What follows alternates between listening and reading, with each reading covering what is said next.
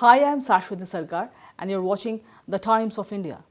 Start early has become the golden rule of studying abroad. But what does early really mean? From profile building in middle school to writing standout SOPs, Indian students today are navigating a far more complex college admissions landscape. So, how do families future proof their global education journey, especially with constantly shifting visa rules, testing policies, and rising competition? To help us break this down, joining me today is someone who's been guiding students through this maze with insight and precision. We are talking about Vansh Nathani, the founder of EduSys. Vansh is an alumnus of the Doon School, a certified career coach, and a graduate of the Executive Leadership Program at Said Business School, University of Oxford.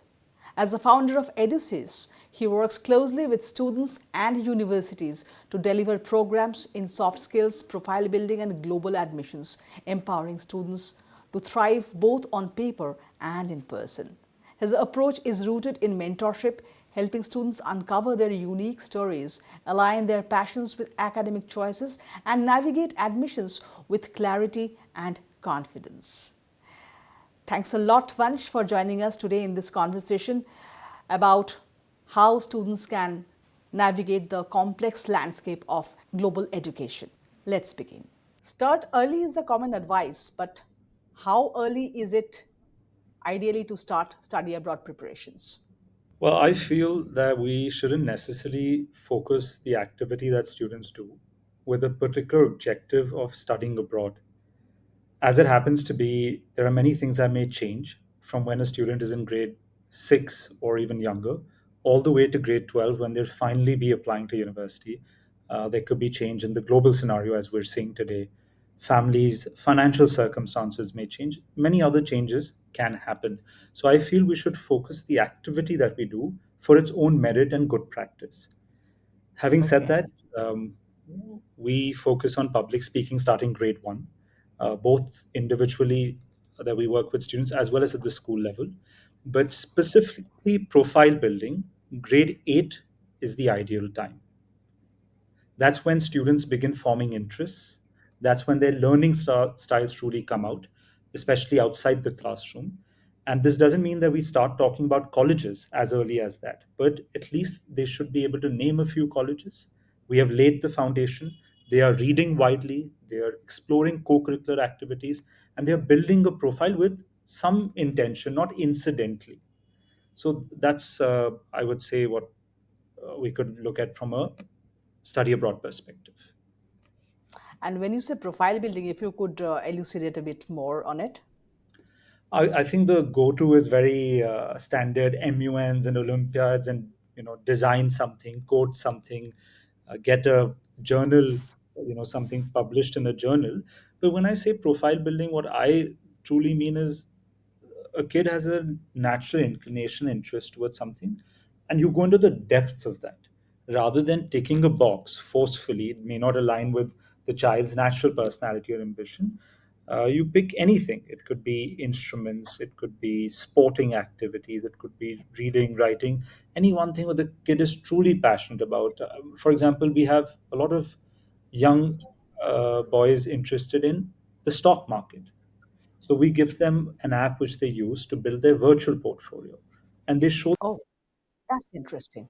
Yes. So because Right. this is very competitive for US, Singapore, and European colleges, that's why I think profile building is touched upon not just for the heck of it. Right. So, what are the 2 to 3 realistic steps parents and middle schoolers can take today to future proof an international education journey? Sure. So I started at the Doon School, which is a residential school, boarding school in Dehradun, and what we were told is explore. My chairman at the time was Aniljeet Singh. He obviously runs a fantastic empire with Max Hospitals. He always said, don't narrow down your options. Don't be in a hurry to decide. What we do today is we're trying to quickly say, okay, this is his pathway, this is her pathway. Let's encourage exploration without pressure. Let your child dabble in whatever they wish, whether it's writing, debating, coding, entrepreneurship, music, whatever they are naturally drawn to. Exposure matters, and the fondness for that, they enjoying it matters. After that, we must invest in communication skills and invest in it early, whether it's storytelling, Right. poetry, reading, or theater, dramatic. It was quite a big thing when I was in school. So let them do Same all of here. this. Same Yes, here. I was big time into theater during my college wonderful, days. School. wonderful. Yeah. Shakespearean theater, was it? Yeah. Yeah. Okay. Yeah. Well, I was King Duncan in the play Macbeth, and we performed that. So, coming to the next question. Do students who start profile building in middle school really have an edge over those who begin slightly later in class 11 or 12? Yeah. What's the tangible payoff, if we may ask? No, thank you. No, that's a very valid question. I think universities have gotten quite smart, and when it comes to Indian or Chinese students, they are fairly selective because there's Why? so many. Because there's so many of us who apply, and they have to work with their own diversity criteria, right? Right, So when right. it comes to this, what they prefer to see is a prolonged and sustained interest in something, and they can easily tell a spike that, okay, this kid has to go to university, so he started a YouTube channel 6 to 9 months before coming here, as opposed to somebody who started a creative magazine or a blog or any activity as young as grade 8 or 9. So these two profiles clearly and visibly stand out in the interviewer or the evaluator's mind. They are very well versed with this. Right. This is a very interesting and sharp point that you have made. Like, somebody starting something just 6 to 9 months before the applications process, vis-a-vis Yes, somebody starting it much earlier than that. That makes a difference. This is something that every international applicant should be aware of. absolutely. For non native English speakers, writing a strong SOP is tough. How do you help students sound authentic while still meeting the global standards? Well, we use a very simple trick. We begin with voice, not writing, which means we sit like you and I are talking today. Feels fairly natural, as opposed to if you would ask me to write down the answers to all of this. And we allow them to express themselves, sometimes even in English, if that comes naturally to them. And then we create the draft. Why it sounds authentic is because it's still their words. It's only polished. And it's their thoughts, which they don't put down so well in writing. Then we sit down with them, we get them to narrate their journeys, their stories, and get them to speak more freely. As the voice comes through, we shape that further. But we don't write for anybody. There is no ghost writing involved. We're only guiding them through their own thoughts, like a bouncing board. But with AI coming, I mean, in a major way in almost all fields of education, technology, and career, and also, you know, in the professional world, do Yes. you think SOPs these days are much more mechanical, or how students can use AI in an intelligible manner to ensure that that this is professional yet personal and original and authentic and informative? Sure. I think whenever something like this comes up, like when we had Google, we immediately had turn it in to check if something was not authentic or plagiarized. Similarly, we have GPT Zero and other apps. Obviously, my team uses this more than I do to instantly tell, and they send me the screenshots that this students used AI. So when we can already discover it, obviously the universities can as well, right? And what we fail to realize is that while grammar does matter, but a 17-year-old writing like a PhD student is more of a red flag than a gold star. And if anybody can tell Very, that this, very important point. Yeah, very important. You're making very interesting points, I must say, Vansh. I have done so many interviews, but these are the nuances that need to come out and loud. Yeah, please continue. no, thank you, Shashwati, is kind of you. And that's why I always use this line with students. I say the goal is to sound like a student with clarity, thought, and potential, and not a thesaurus with legs. And I think if we keep that in mind, we're in a good space. Right. Many students feel they've done nothing extraordinary. How do you help them dig out compelling stories for their SOPs? Well, I think it's quite a common myth that I haven't done anything which is remarkable. I think universities aren't looking for everyone who has done an Olympiad or has won a debate or has done something exceptional. That's not the only thing they're looking for. What they truly want to understand is that when was the last time you changed your mind about something? These sort of questions. When did you fail? How did you take it? And how did you stand right back up? What do you love so much that you lose track of time when you are doing that?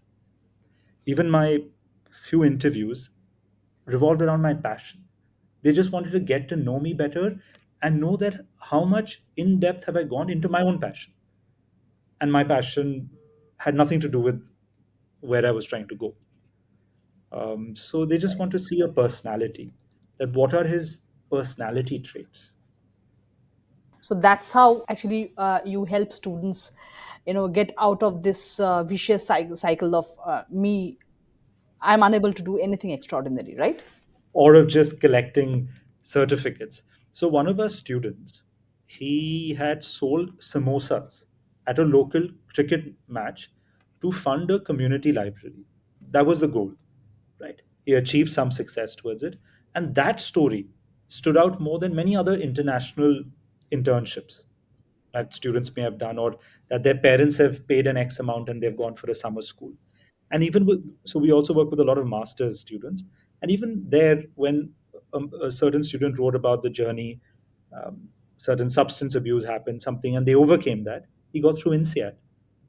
Right? So Oh. they look for a full story and narrative. They don't want perfection. We aren't perfect human beings, let alone at 17. Yep. Students apply to multiple universities, but SOP customization is exhausting. What's your go to framework for tailoring without rewriting? Right, like I mentioned in one of the previous questions, 70 to 80% of the SOP, we retain it. We may window dress it, but that is retained. The remaining 20 to 30%, yes, we tailor. We take inputs from their specific professors. We ask them, it doesn't come naturally to a student to write about the programs. That, okay, you're writing an SOP, you made it all about your past. Well, it comes naturally to a student. Talk about the future. Why you're applying, what are the initiatives you may take on the campus that you will be attending. So we also encourage them to put all of this in, and we maintain a master document with all of this with flexible blocks. And at the end of it, we say that, okay, this is what we see you can put. Now pick what you want to put in your SOP. So still it is their decision, because whether they get in, with God's grace, we've had 100% success ratio of getting them into one of their five choices. But let them make the decision, right? We are just supporting partners. It is their life. Absolutely, absolutely.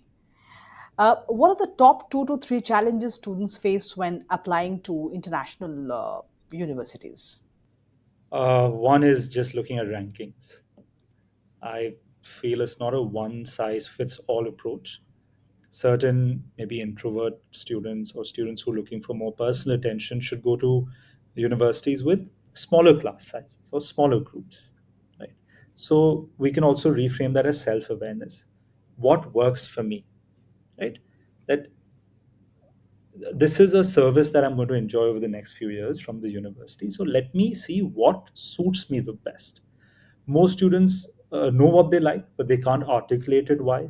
Second is they are always writing. Whenever they're writing an SOP or something, they're writing it under pressure because they leave it to the last minute. They don't realize that it takes weeks to draft, curate, fine tune, and make it sound very natural. And third is when it comes to navigating financial aid and deadlines, again, they leave everything to the last minute. And those expectations are not clear either in the parents' mind or in the student's mind. And then they feel dejected or disappointed when either someone has falsely promised you are going to get a scholarship or a few. So these three, four things always stand out as issues, and probably where many of my colleagues in the space doing good work and educers, we all come in to guide them. Right. So, Oxford requires applicants to choose their major at the time of application with limited flexibility to change later. How can students make an informed choice that aligns with their long term career goals?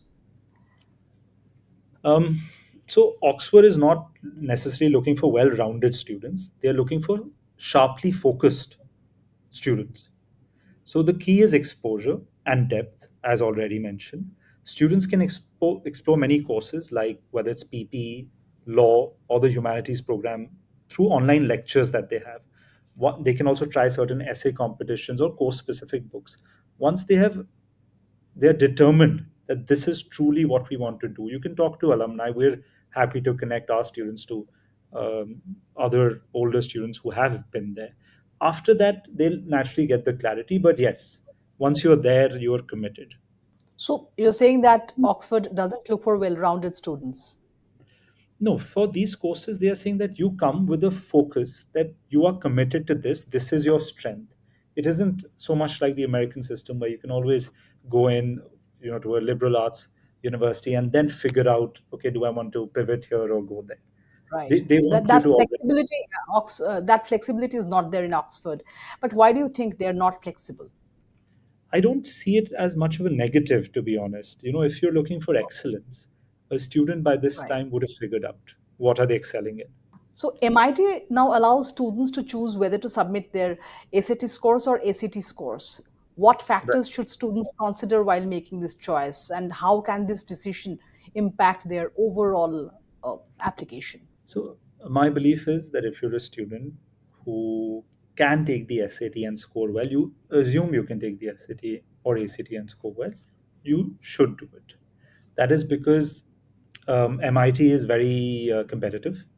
They are also academically inclined. They are not looking so much at your co-curricular, and they are focusing on math and science, right? So when you show that your application has got STEM excellence, whether it's Olympiads or APs or other projects, and a slightly lower SAT does not hurt. But the regional factor comes in, which means Indians typically score better at SAT. So in the Indian context, even a 1450 may look average, but if you have got a 1540, you know that why would I not present this? So most of our students who we know are brilliant, they know they're brilliant, they always submit the SAT scores. So, as we talk about MIT, let's discuss a bit about studying in the US in the Trump 2.0 regime. Right.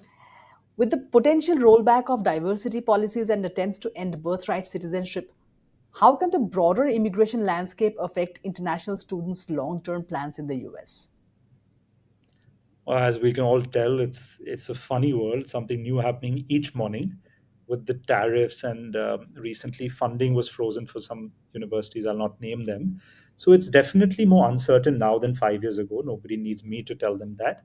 There's also been rollback of the affirmative action and increased Yes. scrutiny on visas.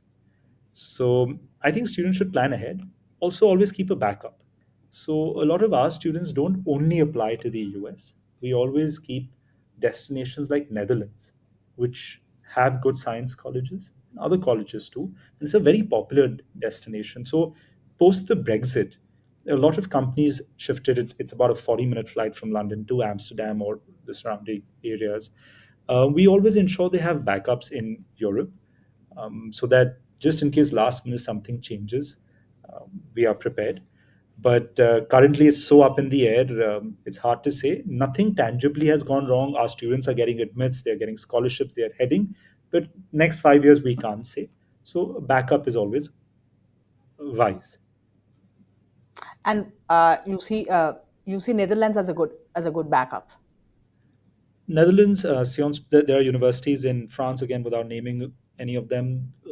There are good options. Also, culturally, there are some positives that are there in Europe for Indian families. Sometimes they find the US a bit far. It's also almost double the cost. Um, Tad bit too liberal, slightly violent, if I may say that without being politically incorrect. Yeah, yeah. So, Europe has its merits. And we also, after working with a student for 3 to 4 years, start feeling for them, and we don't want to jeopardize their future or safety in any way.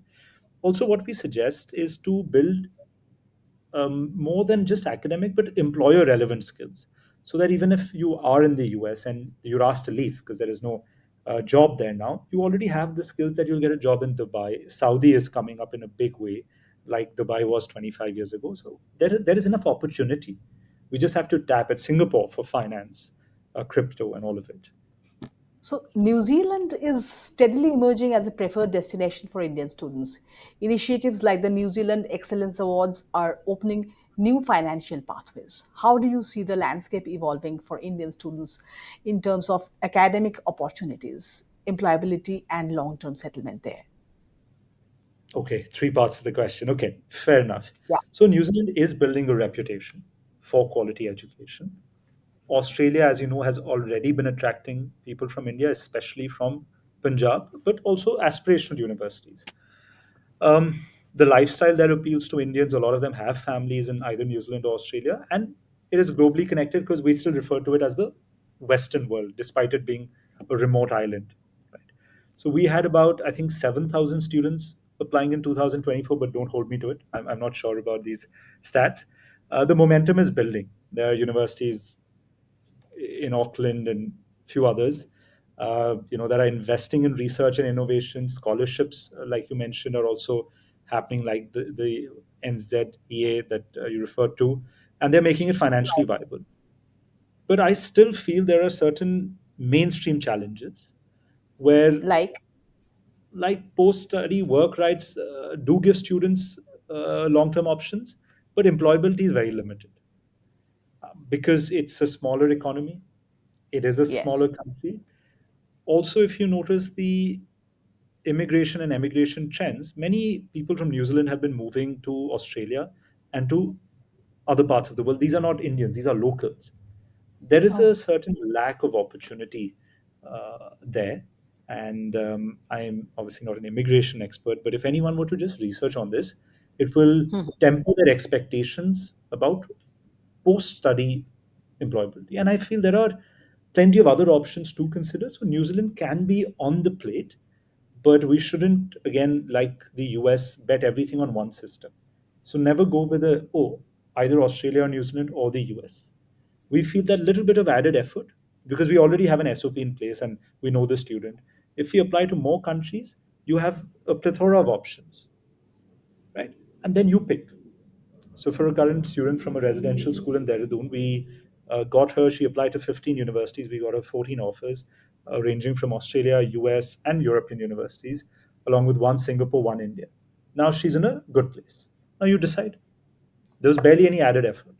So you already my next question was about what is the post-study work visa scenario in New Zealand and what's the current post-study work visa scenario in you know this thing. How does it compare to other countries? Right. So I think New Zealand is 3 years, UK is 2 years. Europe usually offers something called a search here visa, which is for about 18 odd months. That also depends from course to course. Australia is up to 4 years, again, depending on the course which they consider skills of value. So that way, New Zealand is a sort of a solid middle ground between Europe and Australia, gives you a decent opportunity to find livelihood there. That's not an issue. Additionally, they also support you bringing a partner in for people who usually are older. It may matter, but even for youngsters, if they wish to bring their partner in long term, it is positive.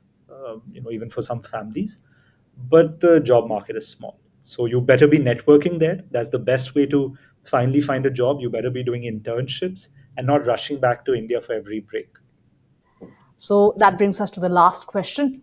With everything changing, visas, destinations, competition, what's the one game-changing advice you would give Indian students planning to study abroad in the next 5 years? I'll summarize it. I've already said it. Don't build a checklist, build depth. Genuine. I am interested in X. I will do this and I will do this well. Everyone appreciates that. You cannot be caught out lying, or somebody sees through it that, this is just superficial. Do one or two activities well. The student who digs deep into one area, whether it is robotics, marine biology, social impact, theater, will always stand out more than the one who dabbles in 10 things, like a jack of all and master of All none. trades. Yes. Also think global, not just Western. In the next 5 years, I feel, Singapore is competitive, but it's a wonderful country to target studying in and probably even spending some time working there. There are much more opportunities in Eastern Asia. We have students going to South Korea as well. Um, Obviously to Japan, Ireland, Scotland. There are many other places too that we should consider. And when we look at the UAE, some universities, the best universities from the UK, have come to the UAE with campuses, and that could also be an opportunity at a reduced cost that students could consider. Thank you for such an insightful session, Vansh, and we would like to have many more uh, such informative discussions with you with time. Oh, thank you so Thanks a much for lot. having me. It has been my pleasure. The pleasure is all ours. Trust me. Pleasure and knowledge both.